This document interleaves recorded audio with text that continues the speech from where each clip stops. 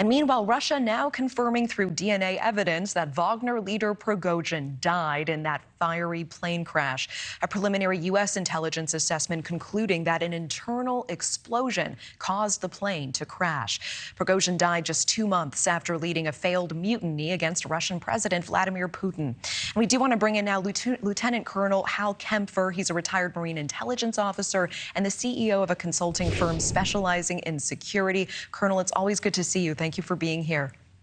Natasha, great to see you. And we know not just Prigozhin, but actually both of the leaders of the Wagner Group went down in that plane, leaving a vacuum of leadership for the Wagner Group. What changes do you expect both for Russia and, of course, the war in Ukraine as a result going forward? Natasha, the number two, of course, Prigozhin's the one we focus on, but Dmitry Ukhin was former Spetsnaz lieutenant colonel. He worked with their military intelligence organization, the GRU, involved in all sorts of special operations. He was also killed. Interestingly, the newly named leader of the Wagner Group, if it keeps that name, is General Andanayev, who is from the covert action side of the GRU, their military intelligence. He's been tied to numerous assassination plots, not just in Russia, but around the world.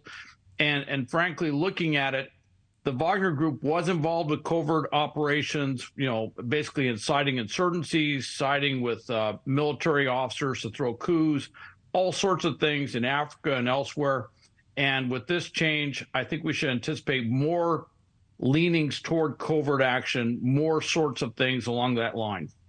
A video recently surfaced showing an old interview with Prigozhin where he says that Russia needs to get it together or, quote, a plane will fall out of the air. Many on the internet thinking that this means he saw this coming. Do you make anything of this clip? I don't know that he foretold his demise. A plane falling out of the air would probably be, he was thinking Shoigu, Gerasimov, maybe even Putin himself. I don't know if he had pictured himself in that.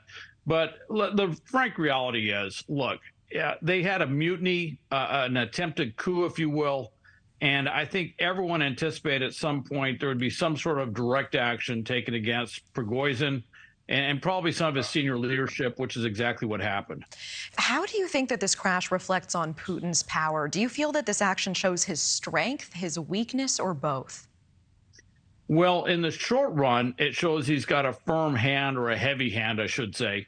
In the long run, the fact that he had to resort to these types of tactics, which, yes, he's the head of Russia, he can do things like this in Russia, makes him look kind of weak, makes him look fairly desperate. And frankly, a lot of experts are looking at this over the long run, thinking this may have emboldened those who are actually plotting against him. It definitely has made everybody uncomfortable.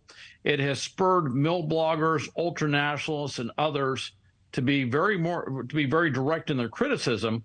But also, you're seeing at the same time he's cracking down on them, saying that if you're critical of me, I'm going to go after you. All of this stuff, it's overt pressure, but it tends to foment a lot of covert opposition against him. Okay, I appreciate the perspective as always. Colonel Hal Kempfer, thank you so much for your time. Thank you, Natasha. Thank you for watching. Go to newsnationnow.com to find News Nation on your television provider. And don't forget to click the red subscribe button below to get more of News Nation's fact-driven, unbiased coverage.